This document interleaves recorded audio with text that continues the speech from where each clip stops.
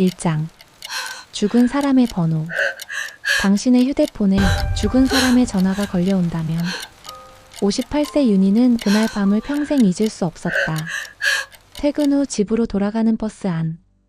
윤희는 새로 개통한 휴대폰을 손에 쥐고 있었다. 묵직했다. 10년 전 그날 이후 윤희는 휴대폰을 자주 바꿨다. 번호도 기종도 통신사도 마치 무언가를 지우듯. 그런데 그날 밤 11시 47분.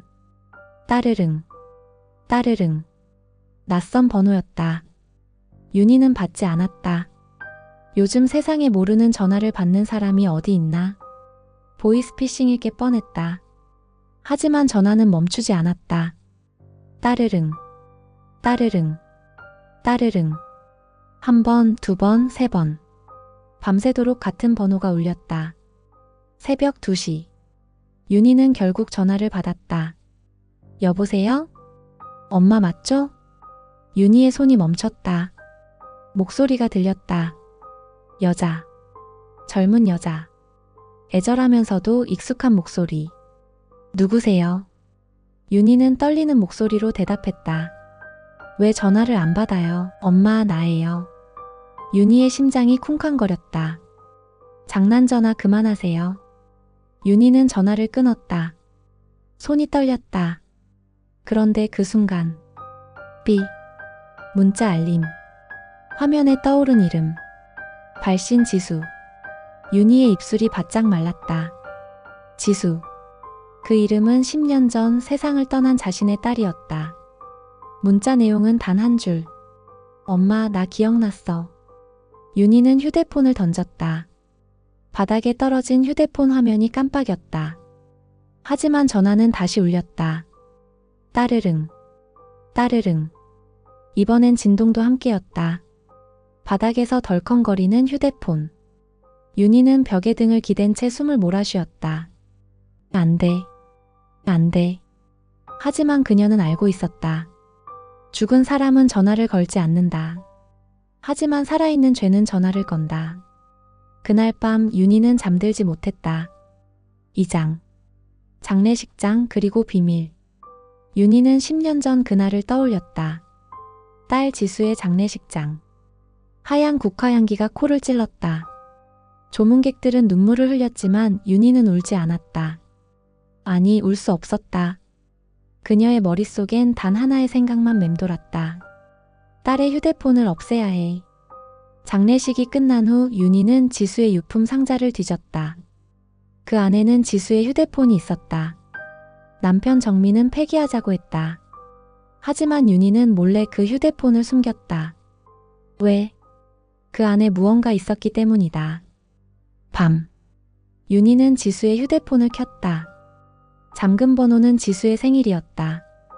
화면이 켜지자 수백 통의 통화 기록이 쏟아졌다. 그런데 이상했다. 모든 통화 상대가 단 한 명이었다. 이름 정민. 윤희의 눈동자가 흔들렸다. 정민. 그건 지수의 남자친구 이름이 아니었다. 그건 윤희의 남편, 그러니까 지수의 아버지 이름이었다. 윤희는 통화 기록을 내려보았다. 새벽 2시. 새벽 3시. 오후 11시. 모두 윤희가 잠들었거나 집에 없는 시간이었다. 그리고 마지막 통화 시각. 사고 당일 오후 6시 23분. 통화 시간 42분. 윤희는 휴대폰을 떨어뜨렸다. 딸의 연인은 내 남편이었다. 그날 밤 윤희는 남편 정민을 바라보았다. 거실 소파에 앉아 뉴스를 보던 남편. 그는 여전히 말끔한 정장 차림이었다. 61세. 차분하고 이성적인 남자. 윤희가 믿었던 남편. 하지만 이제 윤희는 알았다. 그 남자의 입술이 내 딸을 죽였다. 3장. 기억의 틈. 윤희는 자신의 과거를 떠올렸다. 10년 전 딸 지수가 죽은 그날 이후 윤희는 3개월간의 기억을 잃었다. 병원 진단명은 외상후 단기 기억상실이었다. 하지만 정말 그럴까? 윤희는 오래된 서랍을 열었다. 그 안에는 당시 정신과 진료 기록이 들어 있었다. 환자는 사고 이후 특정 기억을 선택적으로 회피하는 경향을 보임. 자발적 망각 가능성 있음. 윤희는 손을 떨며 기록지를 덮었다. 그날 윤희는 한 가지를 더 발견했다. 장례식장 CCTV 영상이 담긴 USB. 그건 경찰이 윤희에게 전달했던 것이었다. 윤희는 한 번도 그 영상을 보지 않았다. 하지만 이제는 달랐다. 윤희는 노트북을 켜고 USB를 꽂았다. 화면이 떴다. 장례식장 2015년 10월 15일 오후 2시 34분. 조문객들이 빠져나가고 빈 장례식장. 하얀관 앞에 선 윤희의 모습이 보였다. 그런데 윤희는 웃고 있었다. 미소가 아니었다. 활짝 웃고 있었다. 마치 무언가를 끝낸 사람처럼 만족스러운 표정으로. 윤희는 화면을 멈췄다. 자신의 얼굴을 빤히 바라보았다. 내가 왜 웃고 있지? 그 순간 윤희는 깨달았다. 기억을 잃은 게 아니라 지워버린 거였다. 그날 밤 윤희는 남편에게 물었다. 당신 사고 당일 어디 있었어요? 정민은 뉴스에서 눈을 떼지 않은 채 대답했다. 병원이었다고 했잖아. 회사 건강검진. 몇 시예요? 오후 3시쯤. 윤희는 입을 다물었다. 사고 발생 시각은 오후 5시 47분이었다. 하지만 남편이 병원에 도착한 시각은 오후 7시 52분이었다. 윤희는 그날의 기록을 확인했었다. 병원 접수증이 남아 있었으니까. 그 2시간 동안 남편은 어디에 있었던 걸까? 사장.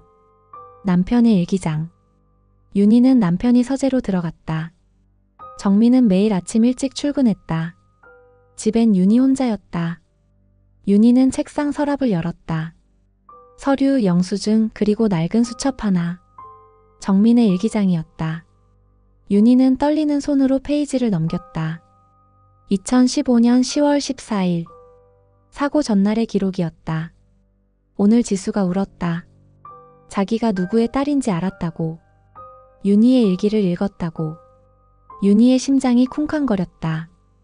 2015년 10월 15일. 사고 당일. 지수가 언덕으로 나를 불렀다. 진실을 묻겠다고. 윤희도 따라왔다. 나는 도망쳤다.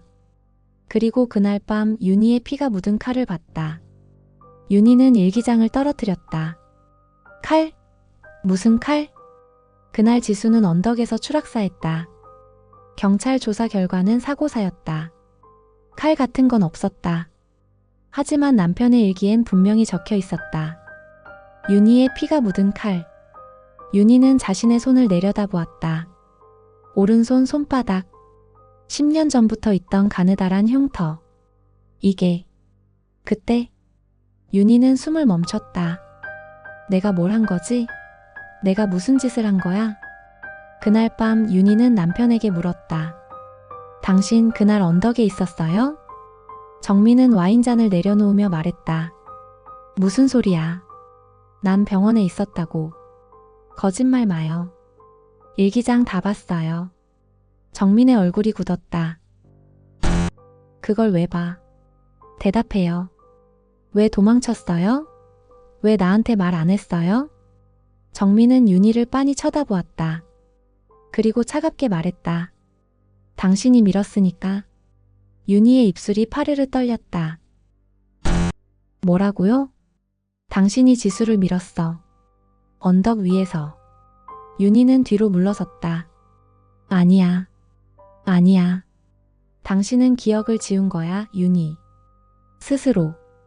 5장. 복수의 시작. 윤희는 미쳐가고 있었다. 아니, 이미 미쳤는지도 몰랐다. 내가 딸을 죽였다고? 말도 안 돼. 하지만 윤희는 알았다. 자신의 손에 흉터가 있다는 것을. CCTV 속 자신이 웃고 있었다는 것을. 그날 밤 윤희는 결심했다. 진실을 찾아야 해. 그리고 복수해야 해. 윤희는 지수의 휴대폰을 꺼냈다.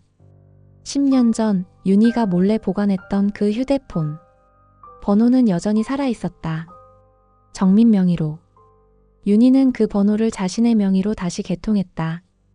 죽은 딸의 번호가 다시 살아났다. 그날 밤 11시. 윤희는 남편에게 문자를 보냈다. 지수의 번호로. 나 기억났어. 정민은 거실에서 휴대폰을 보고 있었다. 문자 알림이 울렸다. 발신 지수. 정민의 얼굴이 하얗게 질렸다. 뭐야? 그는 문자를 열었다. 나 기억났어. 당신이 했잖아. 정민은 휴대폰을 집어던졌다. 미친 거 아냐? 하지만 문자는 멈추지 않았다. 삐, 삐, 삐. 엄마도 알아. 당신이 날 버렸다는 거. 왜 도망쳤어? 왜 날 혼자 두고? 당신 때문에 난 죽었어. 정민은 소리쳤다. 윤희, 당신이지? 당신이 이러는 거지? 윤희는 침실에서 문을 잠그고 미소 지었다. 이제 시작이야. 그날부터 매일 밤 정민에게 지수의 번호로 문자가 왔다. 당신 손에 내 피가 묻어 있어. 당신은 나를 사랑한 적 없어. 그냥 소유하고 싶었던 거지. 엄마는 알고 있어. 우리가 누군지. 정민은 점점 무너져 갔다. 술을 마시기 시작했다. 밤마다 악몽을 꿨다. 회사에도 나가지 않았다. 그리고 어느 날 밤, 정민은 술에 취해 윤희에게 소리쳤다. 지수는 내 여동생이야. 윤희의 몸이 얼어붙었다. 뭐라고? 지수는 내 아버지 딸이야. 당신이 낳은. 윤희는 뒤로 물러섰다. 그 순간 모든 기억이 돌아왔다. 6장. 또 다른 진실. 윤희는 무릎을 꿇었다. 안 돼. 안 돼. 과거가 쏟아져 들어왔다. 30년 전. 윤희는 28이었다. 그때 윤희는 한 남자를 만났다. 정민의 아버지 정우진. 그는 유부남이었다. 하지만 윤희는 사랑에 빠졌다. 아니, 사랑이라고 믿었다. 그리고 윤희는 임신했다. 정우진은 책임지지 않았다. 그는 윤희를 버렸다. 윤희는 혼자 딸을 낳았다. 그 아이가 지수였다. 몇 년 후 윤희는 정민을 만났다. 정우진의 아들. 당시 정민은 30이었다. 윤희보다 3살 어렸다. 정민은 아버지의 과거를 알고 있었다. 그리고 윤희에게 청혼했다. 아버지의 죄를 제가 갚겠습니다. 윤희는 그 말을 믿었다. 결혼했다. 지수는 정민을 아버지라 불렀다. 하지만 정민은 지수를 사랑했다. 남매로서가 아니었다. 여자로서. 윤희는 눈치챘다. 지수가 20살이 넘었을 때부터 정민의 눈빛이 달라졌다. 지수도 알았다. 그리고 그 관계는 시작됐다. 아버지와 딸, 오빠와 여동생. 금지된 사랑. 윤희는 미쳐갔다. 그리고 그날 지수는 윤희의 일기를 읽었다. 자신이 정민의 아버지 딸이라는 것을, 자신이 사랑한 남자가 자신의 이복 오빠라는 것을. 지수는 언덕 위에서 울부짖었다. 아빠는 내 남자야. 엄마가 뭘 안다고. 윤희는 그날 지수를 밀었다. 자신의 손으로. 지수는 언덕 아래로 떨어졌다. 윤희는 그 광경을 보고 있었다. 웃으면서. 이제 끝이야. 끝. 그리고 윤희는 기억을 지웠다. 7장. 폭로. 윤희는 CCTV 복구업체를 찾아갔다. 사진관 노인이 윤희를 맞이했다. 무엇을 도와드릴까요? 10년 전 영상이요. 언덕 위 CCTV. 복구할 수 있나요? 노인은 고개를 끄덕였다. 시간이 좀 걸립니다. 일주일 후. 노인은 윤희에게 USB를 건넸다. 다 복구했습니다. 하지만요? 보지 않는 게 나을 수도 있습니다. 윤희는 USB를 받아 집으로 돌아왔다. 밤. 윤희는 노트북을 켰다. 화면이 떴다. 언덕 위 2015년 10월 15일 오후 5시 43분. 세 사람이 보였다. 지수, 정민, 그리고 윤희. 지수가 울고 있었다. 엄마, 나 누구 딸이야? 왜 이렇게 됐어? 윤희가 다가갔다. 네가 유혹했잖아. 네가 먼저. 지수가 고개를 저었다. 아니야. 난 몰랐어. 아빠가. 그 순간 윤희의 손이 지수의 어깨를 밀었다. 지수는 비명도 지르지 못하고 떨어졌다. 정민은 그 광경을 보고 도망쳤다. 윤희는 언덕 아래를 내려다보며 웃었다. 이제 끝이야. 윤희는 노트북을 닫았다. 내가 죽였구나. 8장. 마지막 전화. 윤희는 천장에 밧줄을 걸었다. 의자 위에 올라섰다. 이제 끝내야 해. 목에 밧줄을 걸었다. 그 순간 따르릉 따르릉 휴대폰이 울렸다. 윤희는 화면을 보았다. 발신 지수. 윤희는 전화를 받았다. 여보세요? 엄마. 지수의 목소리였다. 이제 그만 괜찮아. 윤희는 눈물을 흘렸다. 지수야. 미안해.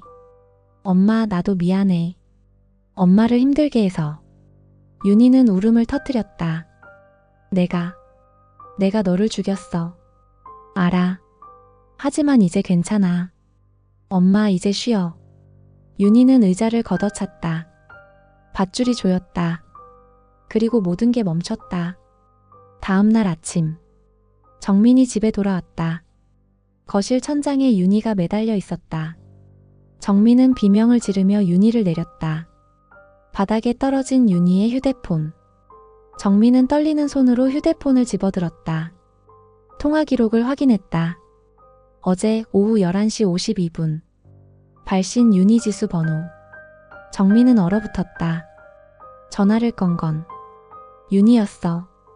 지수는 죽었다. 10년 전에. 하지만 그날 밤 윤희는 스스로에게 전화를 걸었다. 죽은 건 딸이 아니라 엄마였다. 정민은 휴대폰을 떨어뜨렸다. 화면에 마지막 문자가 떠 있었다. 엄마 이제 그만 괜찮아. 이제 다 끝났어. 정민은 무릎을 꿇고 울었다. 죄는 피로 이어지고 진실은 사랑보다 잔인했다.